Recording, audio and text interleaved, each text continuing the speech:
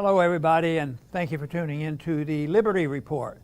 With us today is Daniel McAdams, our co-host. Daniel, good to see you. Good morning, Dr. Paul. How are you? Doing well, thank Good. you. Good. Well, we have a couple items today. The events of the world have not been quite settled, but No. They always could be worse. You know? So if they could be worse later on, then our job is to prevent the problems from coming, and that's what we frequently do, and that's what we tried to do when we were in Washington, tried to stop a lot of unnecessary killing in the Middle East. But guess what? That's even on our topic today. We're going to talk about the Middle East. We want to know which is the good war and which is the bad war, because we're only for the good wars. Yes. Where there's minimal violence and there's always a result of more liberty for both sides. That's the good war. But you know what? There haven't been very many good wars. Most wars end up in death and destructions and poverty, and not very good. But anyway, we'll start off with talking about our friend Tucker. Carlson. Tucker has been around for a good bit. I remember I think he was MSNBC at one time.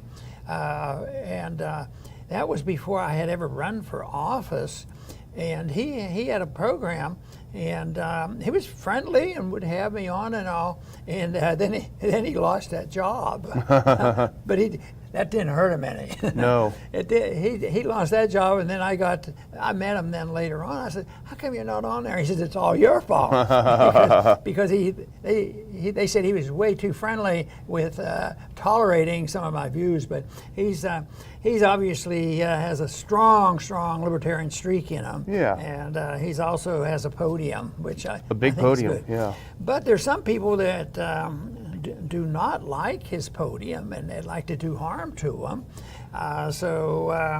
He was accused, of course, of conspiracies with the Russians. Yeah. And but the big deal here is that it was brought to the public attention in a way where Tucker swears, and I think he has the proof, that it came about because the NSA was spying on him. Yeah. They were trying to prevent an insurrection. Yeah, And, whatever. He was a suspicious character. So civil liberties and First Amendment rights mean nothing. So it really looks like they were involved, and then they went back and forth, and now, of course, nobody. Well, I think the truth is getting out here, and I think that's good. But it's sort of sad. It's this whole thing.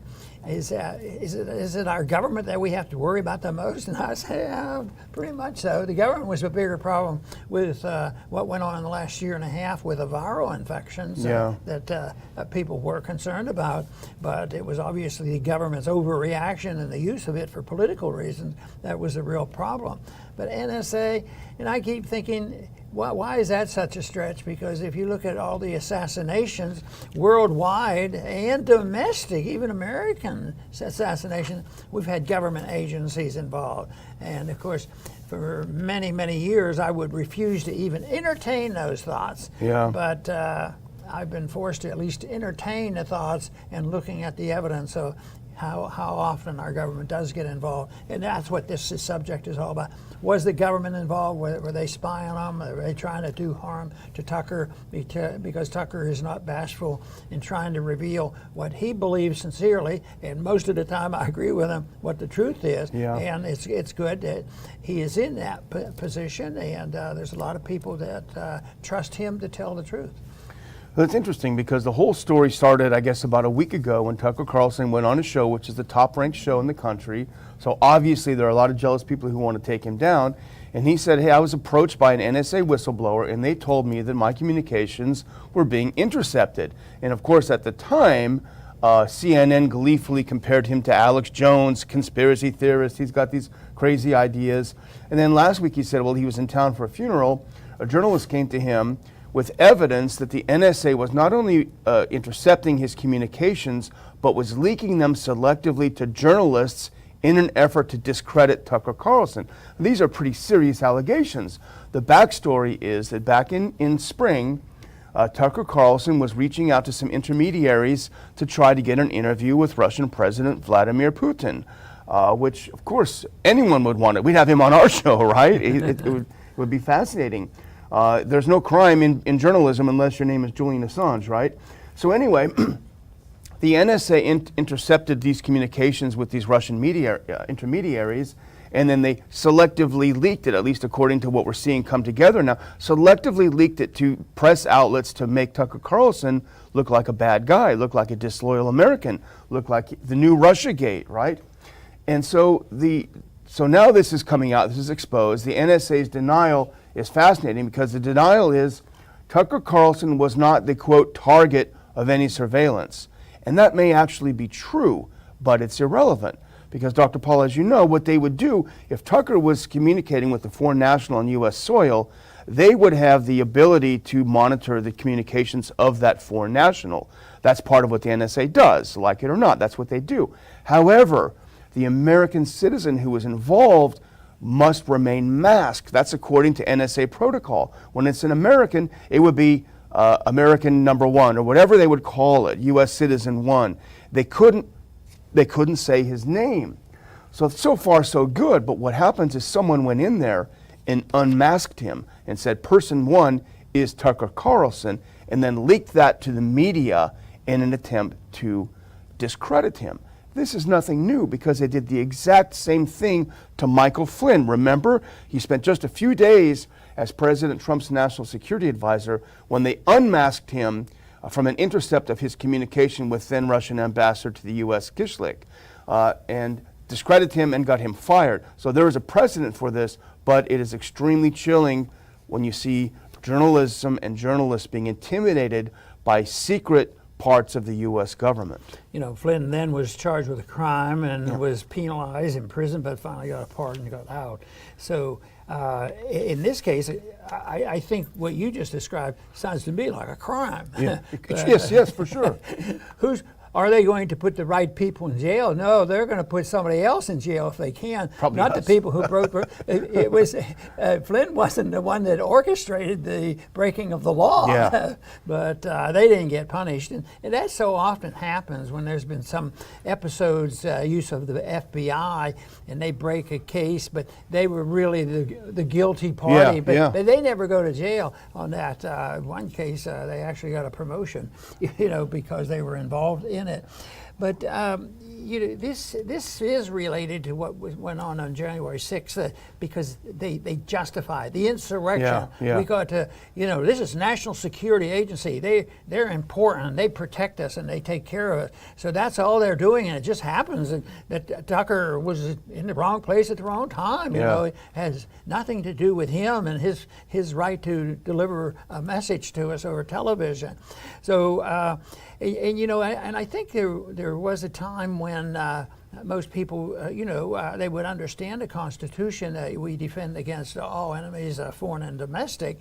But I think my image of a domestic terrorist was always different than what we have now. Now it's a careless definition. It just might be a very innocent person, but it's always being used. And this to me, very, very serious and very, very bad.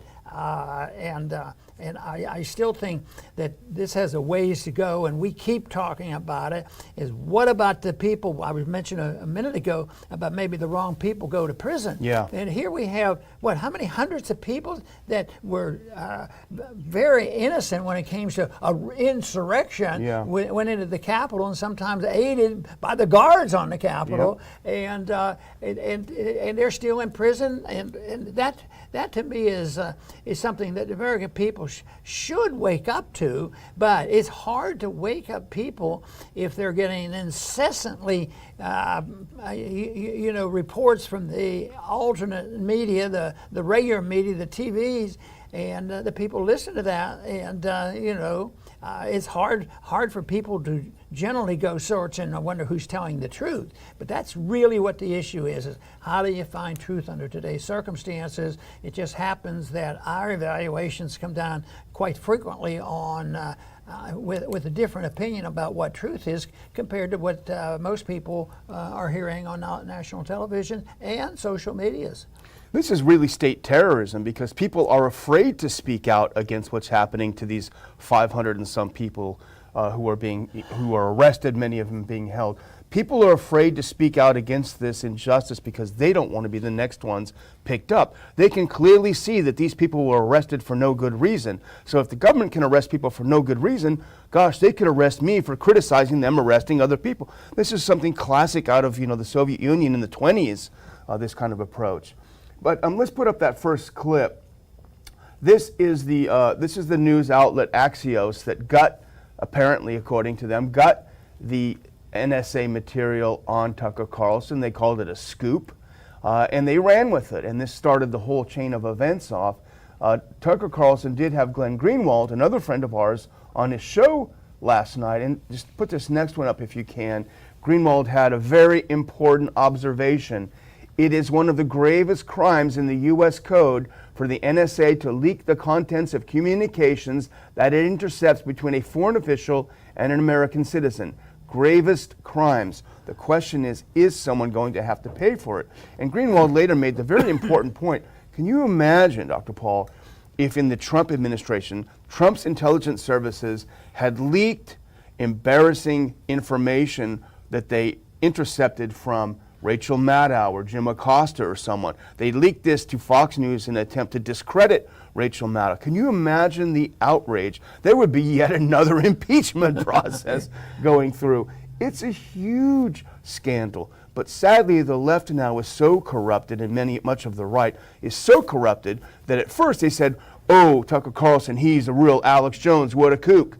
And now it comes out as true, and they say, well, he deserves it. He was collaborating with Putin. He deserves it anyway. So they turn on a dime, and they just don't care about truth. See, I see all this in the context of there's certain people who would like to see chaos, and this is what's doing it. And also a radical Marxist, and there's a few around, on principle, and I say that with tongue in cheek, on principle, they don't believe in truth. And they believe that they have an obligation to lie. And it's interesting that individuals like this, we call them sociopath and psychopath, they have no sense of guilt. And yet there's other groups that for all kinds of reasons would like to see them be successful. And you'd think, what I keep wondering is why haven't people been aware of what happened, in the 20th century, and how badly, and why current events, the more radical the socialists are,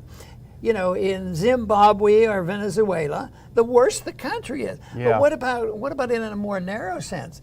What if you go to our big cities and find out the more socialized it is, the more authoritarian it is, and the more they've been to these rules, a little bit of chaos doesn't hurt anything, the better off it is, and look at what's going on there. But I do have to, as much as I complain about that situation, we also know how many people are just really getting disgusted with this. And I think the goal of somebody trying to present the truth is prevent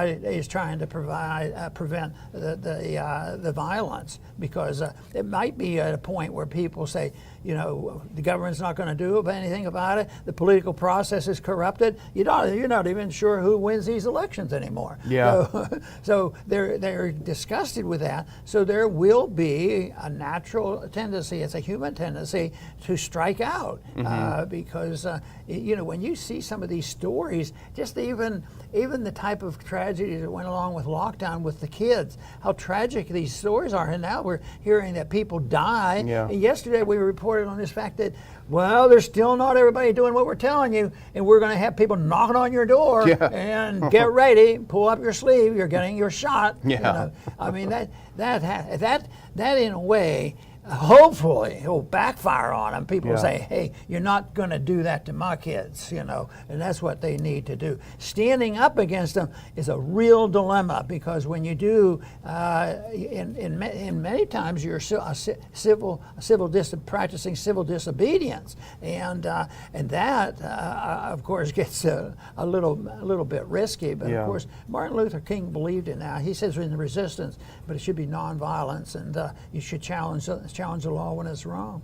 And some of the states now are speaking out. The Attorney General of Texas said, not on my watch, you're not going to come door to door. And I think that his equivalent in Arizona said the same thing. But to finish out on Tucker Carlson, why are they doing this, and why is the media going along so much? And I would suggest, and this is not an original thought, a lot of it has to do with ratings and jealousy, because CNN's ratings have gone down 75% since Trump has been out of office.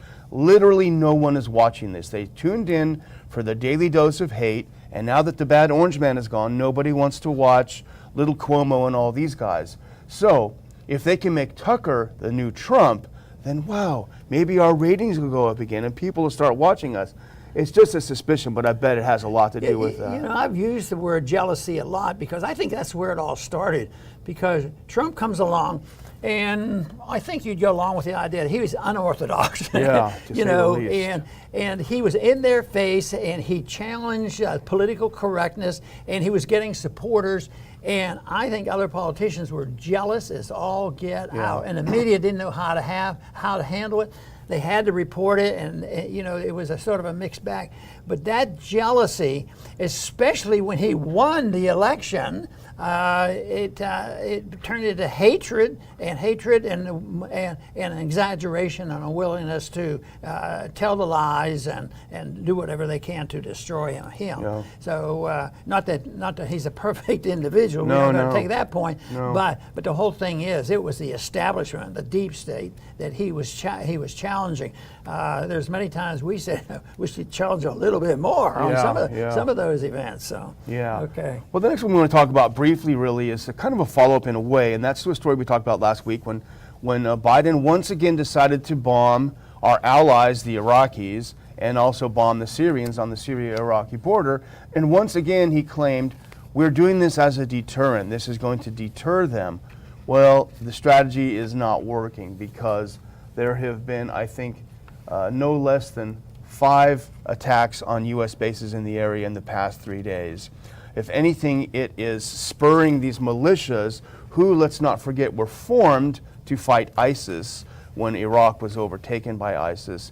It's spurring these militias to actually get more aggressive, tit-for-tat responses, and it's going to end up, there were some Americans wounded in some of the most recent attacks, but these increasing attacks, the idea that they're going to dissuade the people who they feel are protecting their own soil and territory, that they're going to stop doing it, is false. It's a losing strategy. It's a strategy that's not working, and the only solution we would say would be to just get out. They don't want you there, I see where Biden is going to have a mission accomplished ceremony. Oh, yeah. And it's supposed to be connected to 9/11, that we went in there and we punished the Afghan, and we're leaving, and we have this so-called victory that goes on. And it's really interesting to me, because when Biden came in, he says, that's a mess over there. And he says, I didn't vote for that Iraq war, and that Iraq war has to end. That's a bad war. Yeah. But there's a good war next door. Why don't we go over there? And he described Afghanistan war as a good war. So aren't they doing exactly the opposite right now? Yeah. We've cleared this up, and we're ready to get out and leave Afghanistan. And because right now it looks like it's leading to more trouble, so we have to go back to the good war again. Yeah. So, but it doesn't matter to those who are making money off it. It's sort of like, reminds me of the contradictions and the change in opinion in the vaccine stuff. Yeah. They'd have a rule, and you'd have all these statistics, and then they'd flip them the next day. Nobody knew what the rules were. Yeah. So, and in foreign policy, I think you can probably argue that too. I think that's a good point that you make, which is that the war machine, the oil that keeps greasing the wheels of D.C. is all around, and not only in Iraq. They don't want to leave Iraq, but also in Afghanistan. We have a really good article up from a retired Indian diplomat on ronpaulinstitute.org website about this, about really sort of transitioning to a hybrid war. So you can keep selling weapons, you can keep the mercenaries there, you can keep making money there. But the whole thing about the fact that justifies us to continue bombing in Iraq reminds me of the old story, and we've repeated it many times, but you can never repeat this story too much. It's the time you were in the hearing and you say, well, why are we over there? They're not attacking us. Dr. Paul, they're attacking us. They're shooting at us when we're bombing them from our planes. So they're shooting us because they don't want us in their country. The aggressor. Yeah, they're the aggressors. They're the aggressors. So they don't want us there. The Iraqi parliament doesn't want us there. We are uninvited in Syria and Iraq. We're occupying illegally these territories. What's the point? Why not just get out? Yeah, well, I wish that were the case. Yesterday, we wanted to give a little bit of credit to Biden about getting out of Afghanistan, but we really were reluctant to join in the celebration. Yeah. And I think as time goes on, we made the point also that there's going to be military people in the embassy. Yeah. And then that brought up, in my mind, thoughts about the embassy way back in 1979. That's right. And how that was taken over. Stupid idea. But it's ongoing. Here's one headline. U.S. forces are under constant rain of fire in both Syria and Iraq. Yeah. So things didn't get calmed down. You'd think if you're moving out and taking yourself out of these war zones, things would get better. But they just shift them around. If you have trouble in Libya, go to Syria, that sort of thing. You always have a place you can go.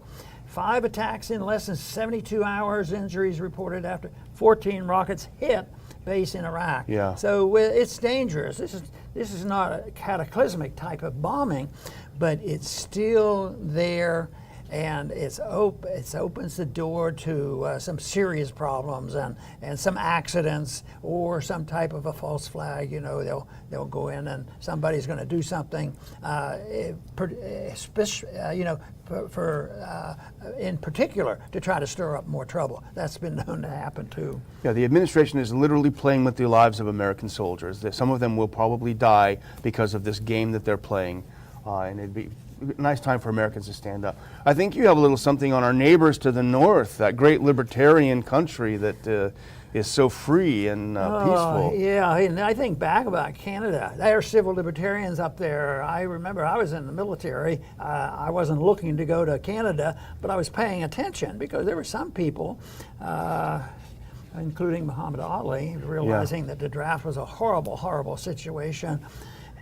So people would, excuse me, people would leave the U.S. and the Canadian government sort of welcomed them. They didn't say, okay, we have to maintain good relations with the United States. We're going to turn them over. That doesn't exist anymore. And evidently, their respect for civil liberties has gone downhill.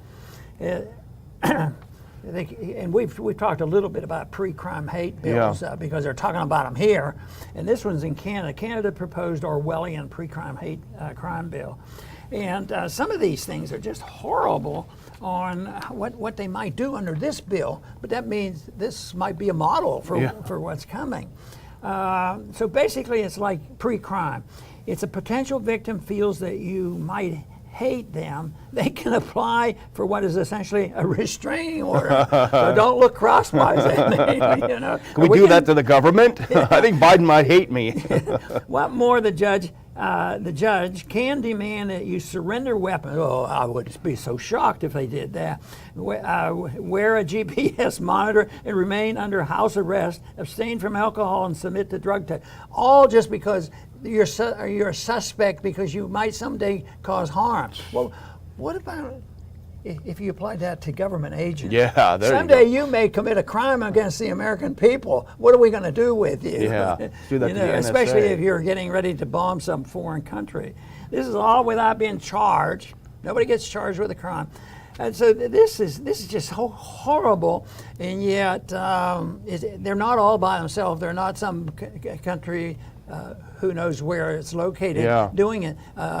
This is our neighbor. They neighbor. learn good things from us, supposedly, but now, and I thought we could learn from them from years back during the Vietnam era, because there were some people there. I think the liberals were more progressive and had a little bit better idea of civil liberties, but not Forget it. anymore. Now it's so. over.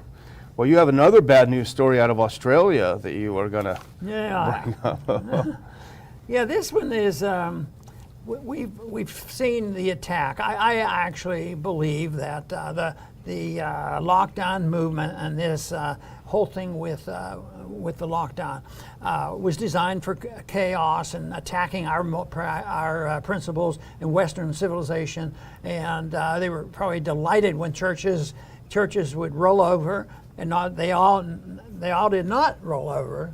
Some stayed open, but when they stayed out, that pleased them, because that's what the planners of lockdown were all about. Yeah.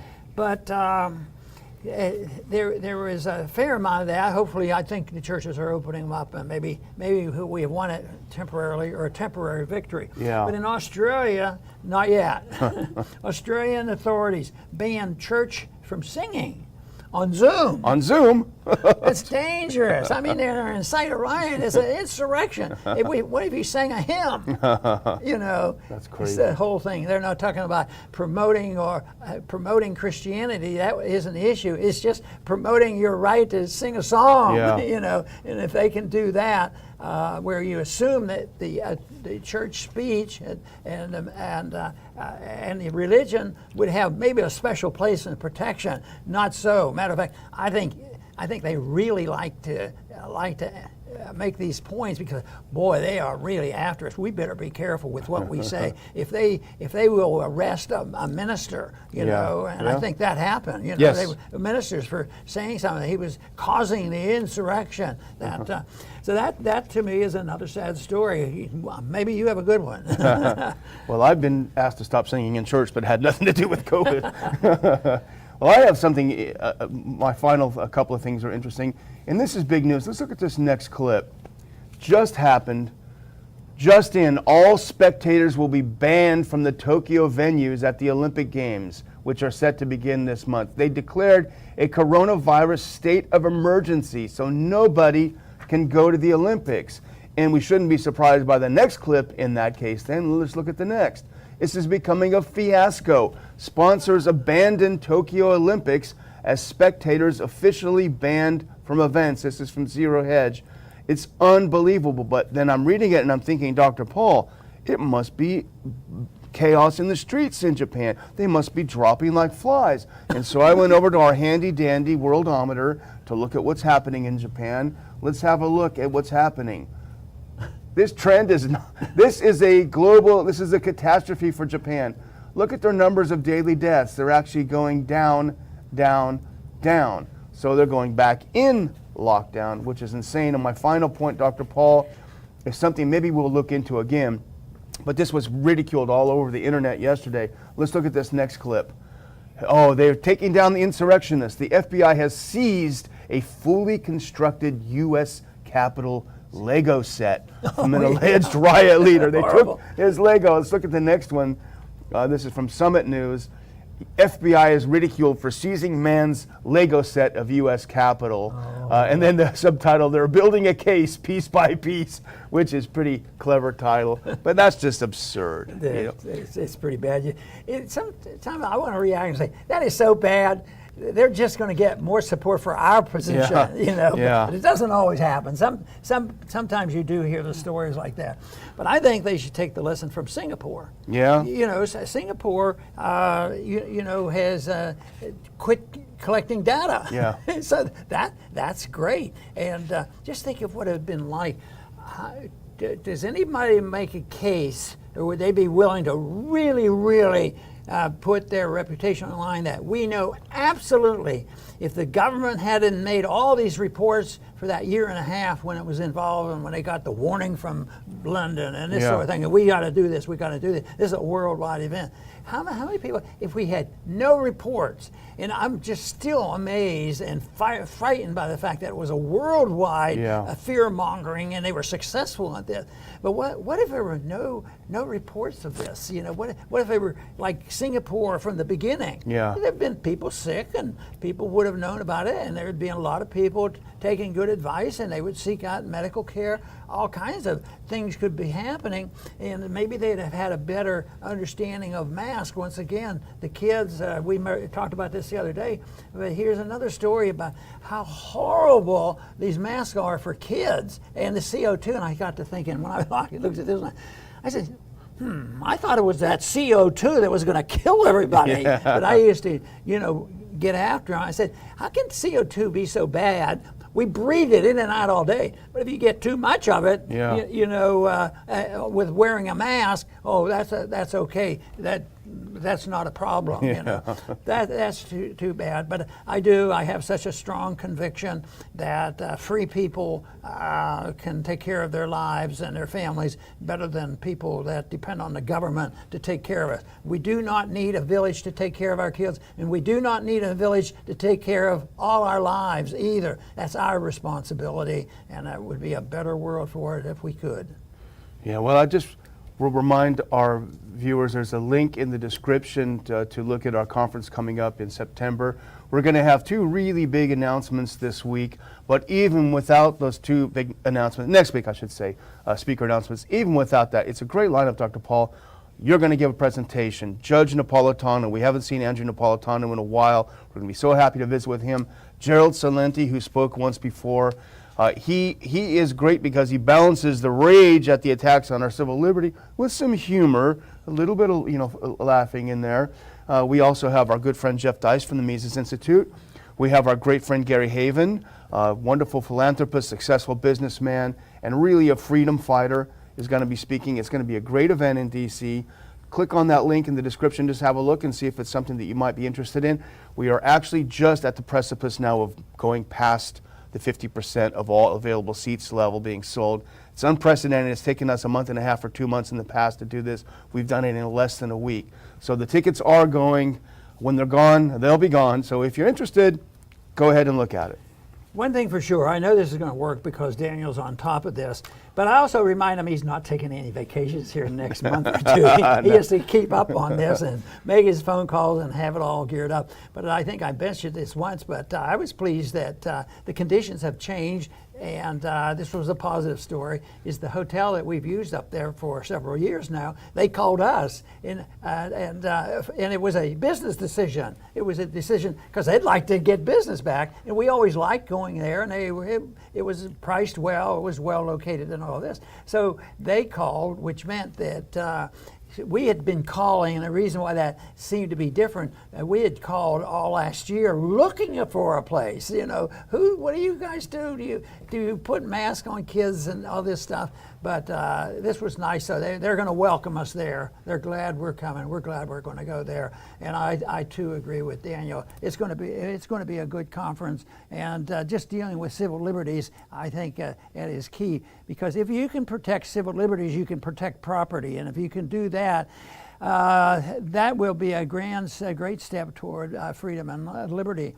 But ultimately, for all the planning you do and all the laws that you write and all the constitutions that are written, nothing changes unless the people change, and the founders understood this. Yes, you can write a constitution, but if the people aren't willing and anxious and understand that they want to live in a free society, not much happens. So there are two things, and that is reaching out, try to change the rules and call attention to everything that the thugs are doing up in Washington and different places, and at the same time do our best to set an example that telling the truth is a little bit better than endorsing a system like those who are trying to take over the government and are already there, is that lying is okay. It's the way you do it. It's a noble lie, we can tell the lies. So anyway, we're looking forward to the conference and hope to see all y'all there. And I want to thank everybody for tuning in today to the Liberty Report. Please come back soon.